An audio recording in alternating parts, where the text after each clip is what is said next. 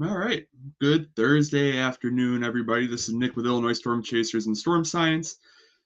Thanks for hopping in for this video on how to capture the northern lights. Now, I'll wait a couple minutes or a couple seconds until more people hop on. That way we can get going. So it looks like overall tonight we're going to have a potential for a pretty nice show of northern lights. Now, myself as well as others have thrown around the whole idea of it comparing to May of this year. While that is a possibility, I do want to start out by setting some realistic expectations for the Northern Lights, specifically for those of you who may not have seen them yet before. So, number one, the colors that we see on the camera are not always exactly the same as to what we see with our eye. What I mean by that is our cameras have a way of picking up a lot more light than our human eyes can. So what our camera sees doesn't always translate to what we see visually. Now, with our moderate type storms, the ones that we get the northern lights on the horizon, maybe, briefly above the horizon line, a lot of times to the naked eye, the only color you're going to see is a grayish hue on the horizon. It almost looks like some high level clouds, and you'll just see them kind of moving around the sky, and that's about it. But our camera, on the other hand, we take a picture, but you see the greens, you might see some reds, you see all these different colors in your camera, and you're just not seeing it with the eye. Now that's for our moderate type storm. Now the storm that we are dealing with for this event is definitely a higher end situation. So much as to what we had several days ago with bright reds being visible to the naked eye and then on camera just being incredibly vivid. That kind of storm or that kind of scenario is definitely in play tonight. So setting expectations is when you go out, head to a dark area, the darker the better, and literally just look north. Okay. You should be able to see some movement in the sky. You should be able to see some faint color. That is what I would say is the floor. The ceiling is going to be having the auroras directly overhead, streaming overhead like May, bright, vibrant colors to the naked eye, and just an incredible night overall. That's the ceiling. So between the floor and the ceiling, let's play the middle ground. I believe that there will be a very nice show for the vast majority of us across the state of Illinois and really across the majority of the country. There's some potential that it could be camera visible all the way down to the Gulf Coast later tonight. Now, I will say this. The CME did hit pretty early today. Currently in England and over the pond, they are having a fantastic show. That should translate to our area. The only slight, um, you know, caveat to that is if this storm wraps up a little bit sooner than expected and it gives England and over the pond a great show, and then by the time it gets to us, it's like, meh. I don't think that's going to happen. I think we're in line for a good show tonight. So, with that being said, expectations is we will get a show. It should be naked eye visible. It should be vibrant on the cameras, and we should have a fun night. Now, this whole video is based around how to shoot the auroras. So we're going to start with cell phones because every single one of us have a cell phone, and our cell phones nowadays are just amazing at picking up low light situations, and in this case, the auroras. So first things first is turn your phone to manual mode or night mode. Do not shoot in auto. Make sure your flash is turned off. That is point number one. Now, from there, once you are in night mode, you want to make sure to have as steady of a hand as you can. If you can set a slight delay on your camera, whether it be 2 seconds, 3 seconds, what have you, please do it. Set that up to a delay of 2 to 3 seconds on your phone. That way, you have time to get your phone nice and steady after hitting the button to take the picture. If you have a tripod or something that your phone can attach to, where you don't have to physically be holding it, the better. Stabilization is key when it comes to the northern lights. If your hand is moving, even if you touch your screen just the slightest, it'll make your photo come out blurry and out of focus. Also, if you do use pro mode, whether it be on iPhone or Android, set your ISO between 4 and 600 to start. Okay, you can tweak it. You can tweak it up or down based on the lighting conditions in your area. More light pollution, you might have to use a lower ISO. Less light pollution, you might have to use a little bit higher, right? So kind of play around with it, test it out. Each phone is different. Each scenario is going to be a little bit different. And if you can as well, if you're, again, this is if you're in pro mode, change your camera or the photos to RAW.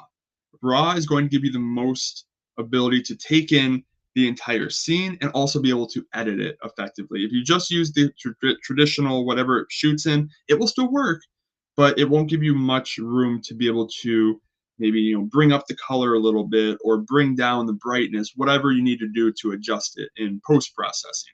So on the phone, pretty simple.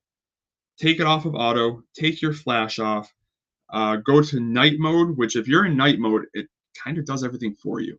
The biggest thing in night mode is just keeping a steady hand or finding something to brace the phone up against to prevent any sort of shaking. So cell phones, super easy.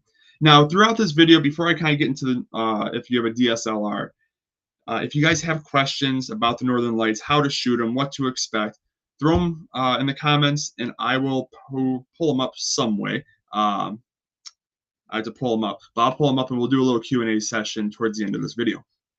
So again, phones, pretty simple, pretty straightforward. Just take it off of auto and you should be able to get a good quality picture from your phone. Now, for those of you with the good old DSLR cameras, okay, these are amazing for shooting Northern Lights. Currently, what I shoot on is an Sony a7R II, and the lens I'm using is a 13 millimeter 1.8 lens. All that means is it shoots very wide and it has a very wide aperture, meaning it can take in a lot of light with little exposure. So typically the images are a little bit more crisp. So first thing to do with the DSLR, again, just like a phone, set it to manual mode. Okay, after you set it to manual mode, you're going to want to look at the shutter speed. How fast is it going to take the picture? So typically when we're taking daytime photography, right, we might be at 1/100th of a second. Very quick, click, pictures out. For nighttime photography and for the auroras, you want a longer shutter. Okay, so you're gonna switch your shutter down to anywhere from, you can range from 2 seconds out to 30 seconds. Now, do I recommend having an exposure of 30 seconds? No. All that's gonna do is give you just a sky of color. There won't be any definition to it, and I don't think that's what any of us want when we're shooting Northern Lights. So typically what I like to shoot in for my shutter speed is somewhere in that 2 to 4 second range. The other night I was shooting, I believe, in 4 second intervals. So that was still able to give me the crispness of the individual pillars of the Northern Lights while also bringing in enough light to really give that, amazing display via the camera. So manual mode, shutter speed, first two items to pay attention to. Third one is your f-stop. Your f-stop is the amount of light that your shutter brings in, right? So your f-stop, this camera goes all the way down to 1.8, which is phenomenal for nighttime photography. My other lens, which is the one I do not use for nighttime photography, although it still actually would work, goes down to an f-stop of 2. Now, most DSLRs, if you have a Canon or a Nikon, your entry-level DSLRs, a lot of times the f-stop on the kit lens is going to be 5.6, somewhere in that range. Not ideal for Northern Lights.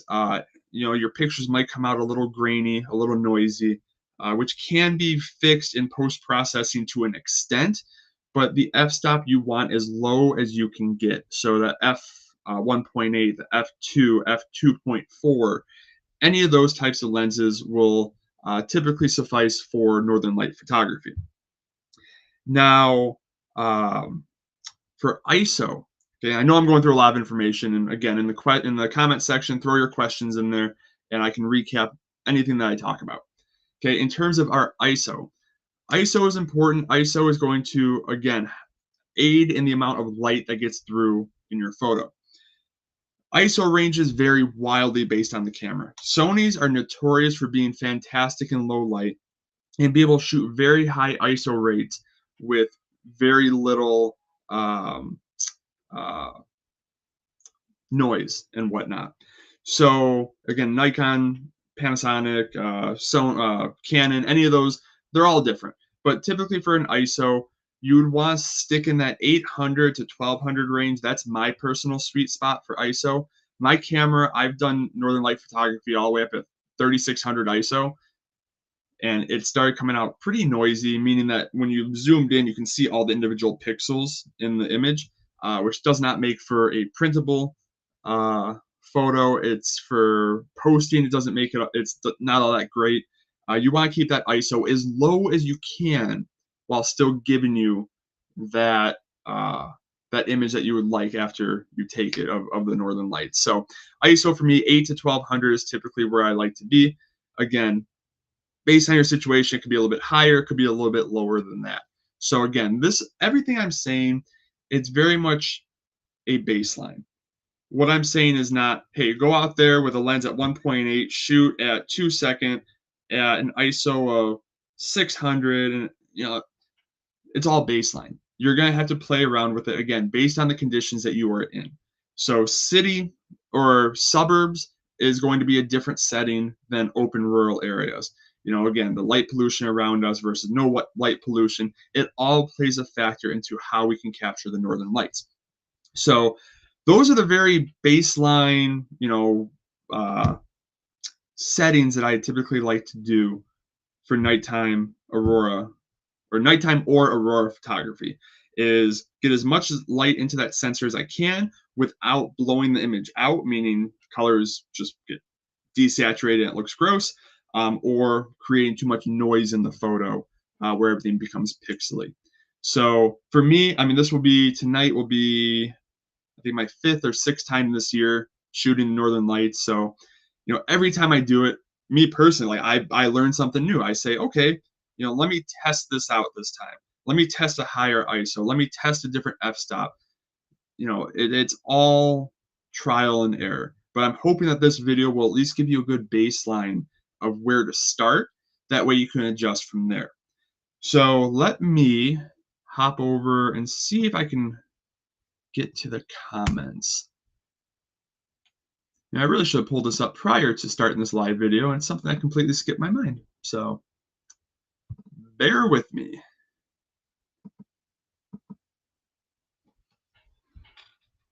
All right.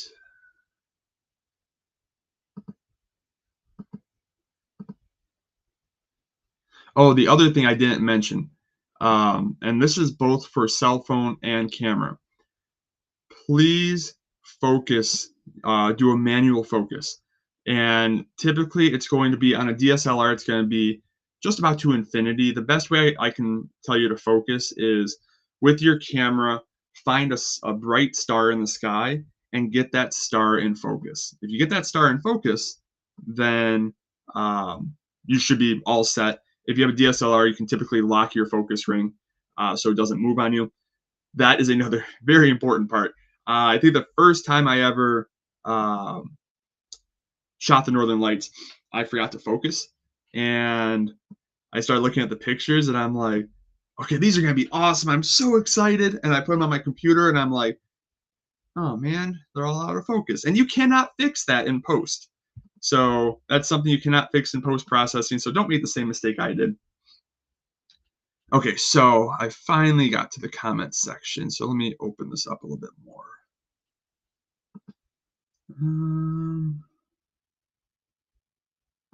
See, I'm using a different, oh, is this it? Aha, there we go. Okay, I'm gonna go all the way back to the top. Let's start looking at some of the questions.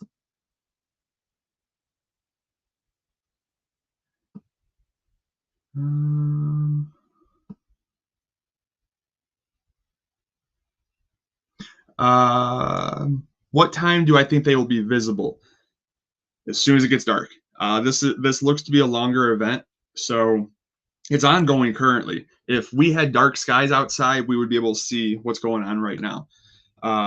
So as soon as the sun sets, you're gonna have the opportunity for a show. The later it gets, as we get to our true darkest part of the night, which is this time of year, I don't know the exact time, but I would assume the darkest part of the night's around midnight, give or take an hour.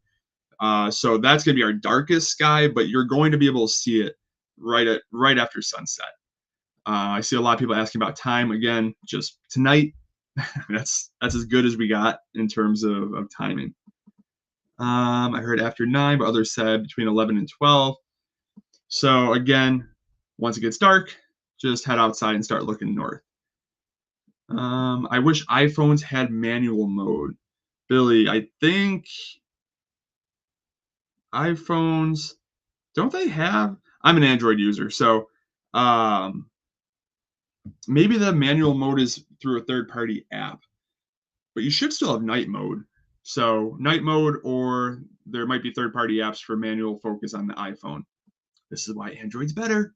I'm going to start a huge fight by saying that. So, um, Jessica, will this be typed out too? Um, I don't know if I'll have time to type it up. I'm heading up to the city later this afternoon to the evening before I actually get out to be able to see the Northern Lights. So I don't know if I'll have time to type it up. There are how-tos, other how-tos online as well, which are, I would assume, pretty similar to what I'm discussing. Let's see.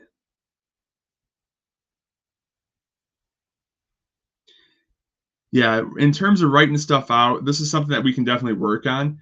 This live video is kind of last minute. I had a weather program earlier, and as I was leaving it, I'm like, man, I should do a how-to video on aurora photos, because we always hear people say like how do I shoot them or how do I do this? So I was like, let me try it. So that's something we can definitely work on for the future. Get you guys a guide, a baseline guide on how to shoot the Northern Lights. Um,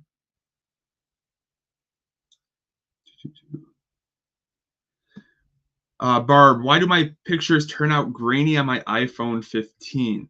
So it's hard to know for sure, without seeing your phone, seeing what settings it's in.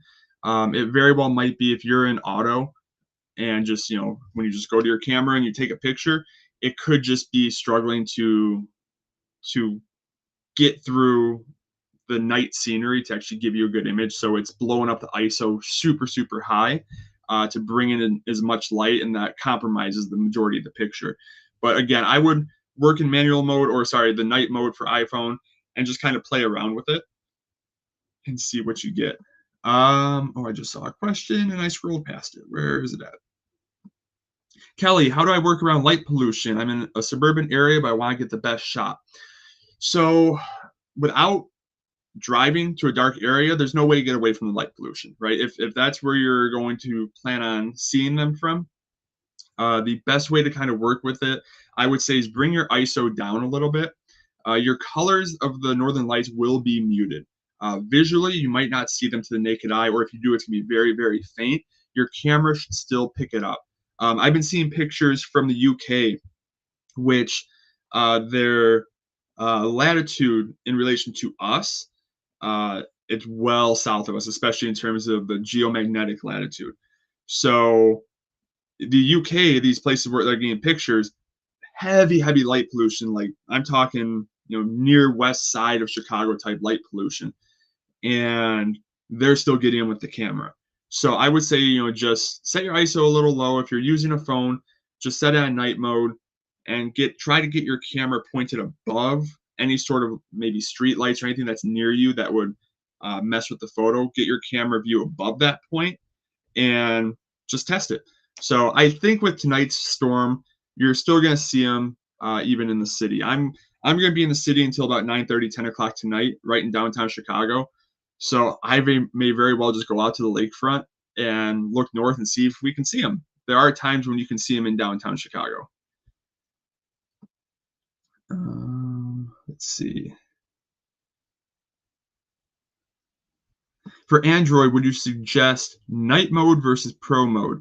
Megan, personally, when I take the cell phone shots, which are the ones that I try to get a quick photo and then get it posted to socials before, because and I take the rest with my good camera, I just use night mode. Pro mode, I just when I'm in the moment, just trying to get a quick shot, I'm not gonna sit here and mess with everything. I just night mode. It goes for like 3 or 4 seconds. I literally just prop it up on my car, and then let go and take the picture and post it. So I like night mode personally for Android, but Pro mode again works just fine as well. Ellen, where do you find Pro mode on iPhone? So because I don't have an iPhone, I may have misspoke. Um, I believe there are some third-party apps for like a manual mode on iPhone. So you can go to the Apple Store and just Google manual mode, not Google, sorry, search manual mode and see what comes up. Um, Denise, yes, we can keep this live. This live will still be posted to the page after we conclude here, so no worries there. It should still be posted to the page. I think it has like a 30-day runtime, so it'll be on here for a while. And I missed the f-stop number for the DSLR. The f-stop, the lower the better, right? Everybody has a different lens. Mine that I shoot with is a f1.8, which is very, very low. You don't get much lower than that. Most kit lenses that come with DSLRs are going to be a 5.6 or a 4.5, somewhere in there. Again, not ideal, but it will work, especially for a show that looks as vibrant as tonight does.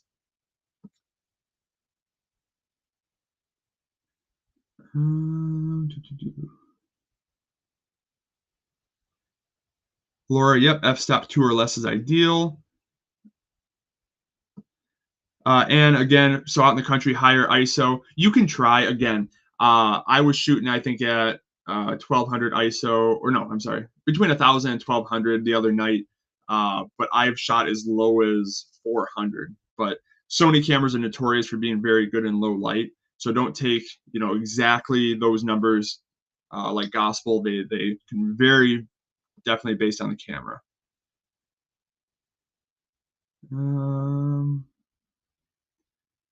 Christy, I have a Nikon D5300. The only lenses I have are the 70 to 300 millimeter and 18 to 55. Use your 18 to 55. Your 70 to 300 is going to be way too tight of a shot to catch everything you want for the northern lights, and typically your f-stop on those lenses are going to be pretty high. So 18 to 55 will work. I would shoot around that 18. I wouldn't go any tighter than 24 for the northern lights.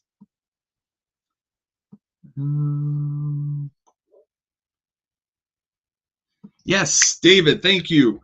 Tripods. If you are working with a DSLR, a tripod is not I want to have a tripod. You need a tripod if you want good photos of the northern lights. That is a must-have. I can't, say it any clearer. You have to have a tripod if you're working with a DSLR, because all that work you're doing to get your settings where they need to be, it's just going to be messed up by a shaky camera. So please get a tripod. If you don't have one, you have a DSLR, invest in a tripod. For cell phones, they have those little tabletop ones that have the flexible arms. Those work as well. Just stabilization is key, again, when we talk about northern lights. So let's see. Tony, I'm glad you brought this up. It's a good thing to talk about. He says that this all seems strange. I've lived up here forever, and I've only heard of this happening once, and now it's like every week. And that all this seems new. It's a very good observation, but the reality of it is none of this is new. So the sun goes through a solar cycle. I believe it's every 11 years. So right now I think in January is the peak of this solar cycle. So a peak goes up, we get to our minimum, goes up and down. I think this is our 24th or 25th recorded solar cycle since we started tracking them. And the reason why this is getting headlines so often now is because 11 years ago, right? Sure, we had social media. Sure, we had some of the modern stuff we have now. I mean, 11 years ago, we're talking 2013. It doesn't seem like that long ago. The biggest difference now versus 11 years ago is we all have incredible cell phones with incredible cameras. 11 years ago, no phone camera, at least to my knowledge, would be able to even sniff the quality that we can today with these cameras. So with social media blowing up how it has, right? And everybody being ultra connected in a way we never have or never have been to this extent, that and our cameras are so good, it's just becoming a lot easier to document this stuff. So now I will say, has this year exceeded my expectations in terms of Northern Lights? Absolutely. But is this anything quote unquote new? Not in terms of our planet, not in terms of our solar system, our sun. None of this is new. It's new to us because it's being documented a lot better today than it ever has before. So great question, though. Great, point to cover. Jessica, how do you lock the focus on your lens? There should actually, does this lens have it? Yes, it does, I think. Nope. Yes, it does. So on most lenses, there's going to be a little tab that says lock or something along those lines. So you just click it over and it'll lock that focus ring for you. So I don't know every single lens that's out there. So, maybe not every single one has it. But most of the lenses I work with, let me see if my other lens has it. Yes, my other lens has it too. So typically, once you get off entry-level lenses or entry-level glass for your camera, typically it will have a lock somewhere on the lens itself to lock that focus ring so it doesn't move on you.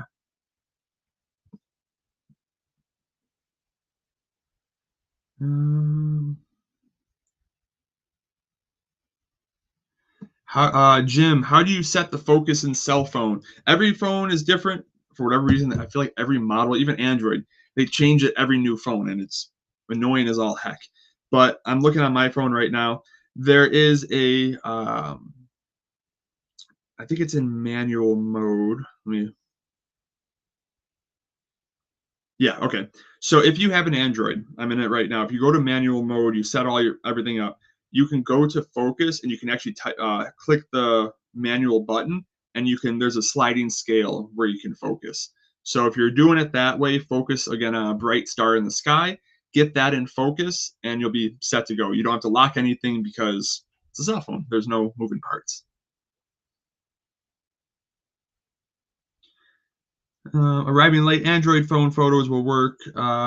Yep, Android works perfectly fine. Just night mode or pro mode and stabilize your phone.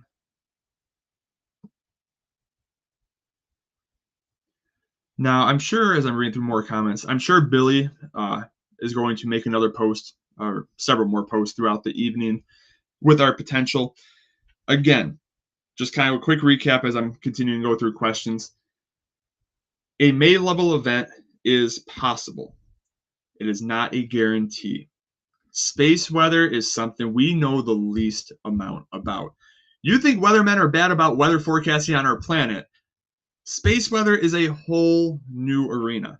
Okay, there's very little available data that we can use to accurately track and predict this stuff. There's a couple, but in the on Earth with our weather, we have hundreds of models and ensembles that we can look at to make a weather forecast. Space weather, I believe, and I'm sure Billy will correct me later if I misspeak here. I believe there's like 2 or 3. So going from hundreds on Earth to just a handful in space that can help predict these storms.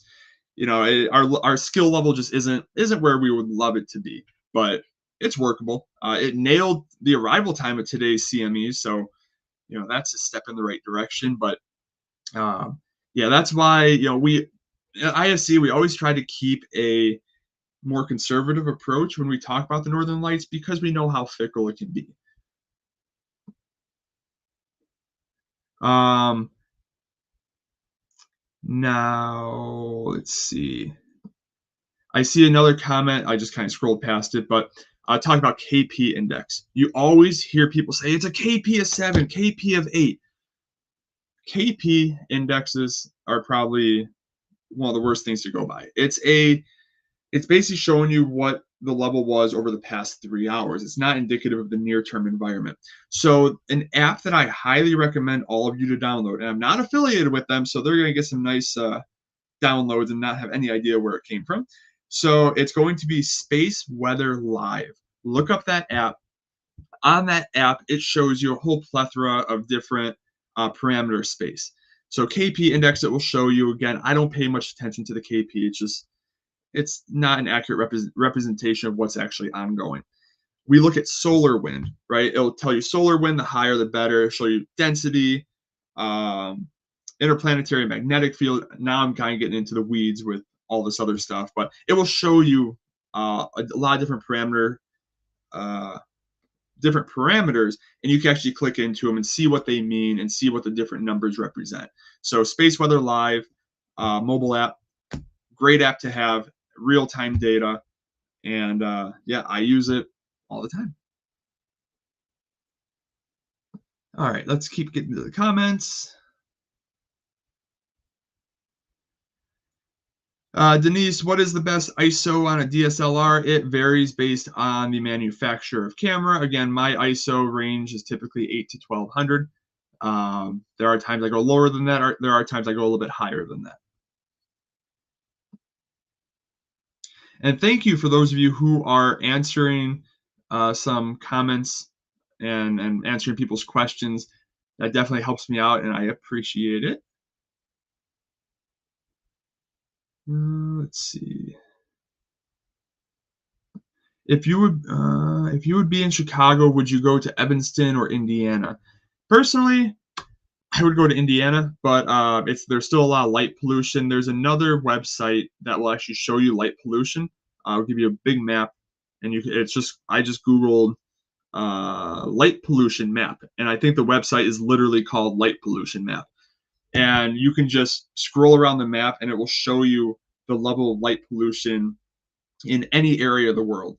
Again, I use that to help pick out a dark enough spot wherever I am. If I have time to travel, I'll find the darkest spot possible. If I'm just trying to leave and go 30 minutes from the house, I'll try to go on there and find, again, the darkest spot within my area.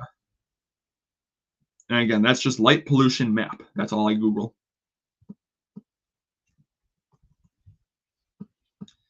All right. Jen, you were asking where are they going to be visible?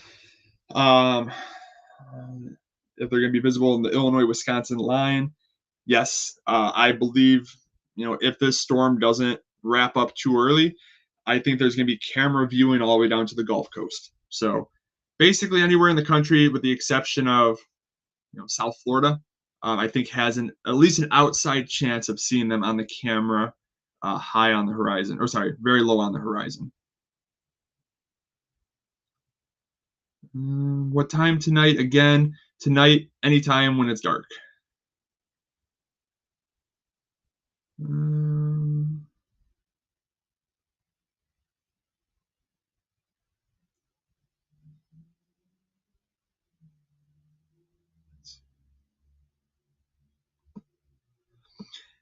And the biggest thing with Northern Lights is also have fun with it, right? You're seeing something that is just an amazing thing to see. And my biggest advice is don't get so caught up in capturing it on your camera or on your phone.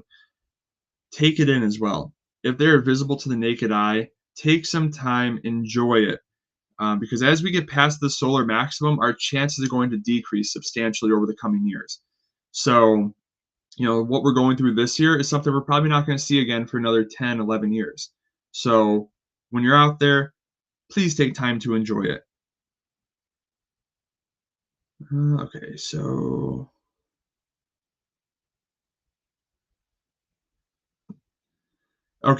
Ed, good question. How do you photograph something you can't see with the naked eye, or how would you know something is there? Great question. So in this case, I think we will be able to see it with the naked eye, but just for conversation's sake, Northern Lights are going to be, of course, on the northern horizon. So all you have to do, if you can't see with the naked eye, like sometimes when I'm heading out and I don't know if they're visible yet, I will literally just stop on the side of the road real quick, take my phone, roll down my window, take a quick picture, long exposure shot, and see if I see anything. If I see something, I'm like, okay, sweet. If I don't, then I'm like, all right, we have to wait a little bit longer. So it's just test it. Point your camera to the north, take a picture, see what shows up. Carrie, will my 50 millimeter lens work on? Oh, why can I not scroll? What in the world is going on? There we go. Will my 50 millimeter lens work, or would my 18 to 200 be better? Your 18 to 200 will probably be better. I will say most lenses that have that wide of a range, the 18 to 200, it's a great all-purpose lens, but you're going to lose a little bit of the details with just such a wide range, wide focal range. But I would try your 18 to 20 and stick at that 18 to 24 range. Again, the wider your camera, the wider angle, the better. You get more of the sky in that photo. It brings in a little bit more light, helps with the image quality as well.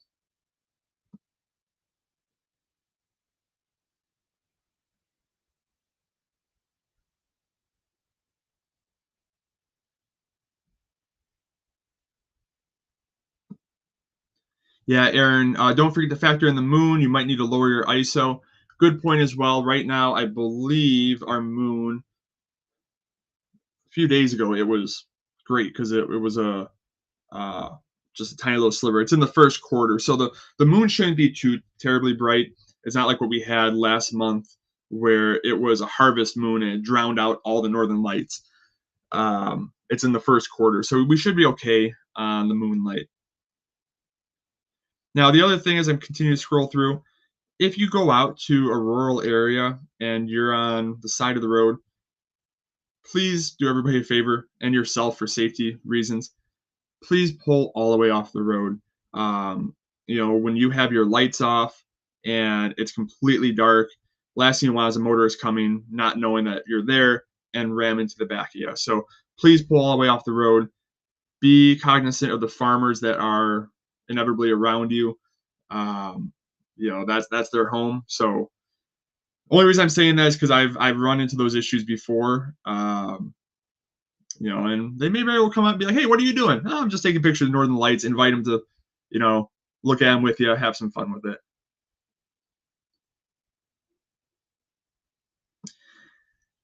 Chris, I have an old Android A02. How the heck, with all those fancy settings, do I try to take pictures? I don't know how old that phone even is. Um, yeah, I would say if I'm assuming that phone's pretty old. So you might not have the best luck with your camera on your phone.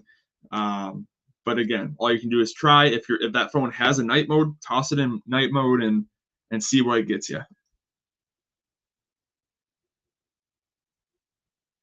Tara, is there any way, or is there a way to put your posts on notifications so we all don't miss when people are reporting and seeing them? So there should be a way on Facebook to, if you like our page, whether it be Illinois Storm Chasers or Storm Science, and I'm assuming if you guys are here, you like at least one of those pages. If you have not liked Storm Science, now's your time to give our page a like. It would be greatly appreciated. Put a lot of good info out there and talk about my weather programs and whatnot. But there should be a button to um, under the following, there should be a little drop down menu to say like see post first or something along those lines, which should put us to the top of your feed when we post. And that goes for everybody.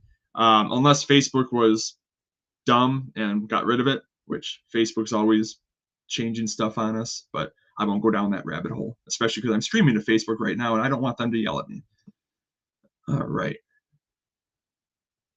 Um, Again, for anybody just joining, best time to see them is anytime after sunset. It should be a pretty long event. Should cover most of the night, unless something weird happens and it wraps up in the near term, which I hope not, but we won't know until that time gets a little bit closer. When they say good viewing after sunset, how long after sunset do they mean? The darker the sky, the better. There are situations, this past May was a good example, where people were getting camera visible auroras at dusk. So again, do I think it's going to be that strong? Who knows? Won't know until it happens, but wouldn't completely rule it out. Can you take video of them with an Android? Great question. I personally I've not really tested it out. There is Pro Video on there where you should be able to mess with the ISO and mess with the different settings. So I don't see why you couldn't. Me personally, I've never tried it. So test it out, see if it works, and if it does, let me know because then I might start doing it. All right. Katie, yep, for Android phone, just set it up in night mode or pro mode and you will be good to go.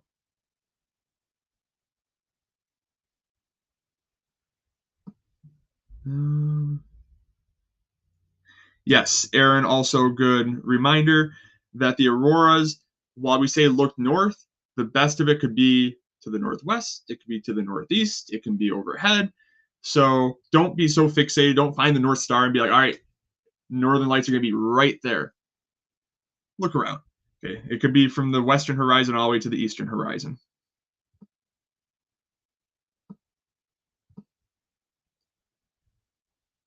Hmm.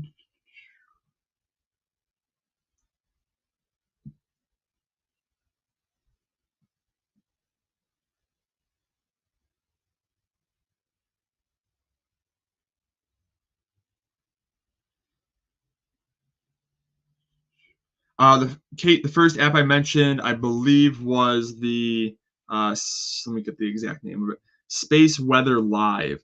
So I don't know if you guys will be able to. Well, my background's messing it up.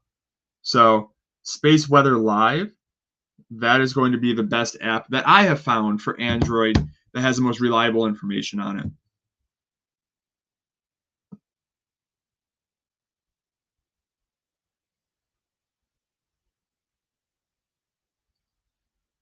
Um, I think I pretty much got through most of the comments. So again, just quick recap before we wrap up. Um, Number one, have fun with it, enjoy it. It's a spectacle that we are very lucky to get the opportunity to see in this part of the country. So enjoy it, have fun, be aware of your surroundings. In this day and age, we know there's crazies out there. Even for me, for whatever reason, if I'm alone shooting the Northern Lights and I'm in the middle of nowhere, I get anxious as all heck because it's just dark and I don't know what's going on around me. So just be aware of your surroundings as always. We're all adults. We all know what to do. But yeah, look north. Billy, I'm sure will come out with additional updates throughout the evening as conditions, as nighttime draws a little bit closer and conditions become a little bit more apparent for our viewing area. But again, Northern Light possibilities from basically all of the U.S. pretty much has an opportunity to at least see them on the camera. I do believe that the naked eye visible will be across basically the middle of the country northward, and I think potentially overhead is going to be, I think Northern Illinois has a shot at overhead lights. Again, don't hold me to it. That's just my personal opinion. I could be wildly wrong. There's a reason why Billy's a space weather expert and not me. I talk about severe weather and I do demonstrations. I'm not a space weather expert, but those are just my 2 cents.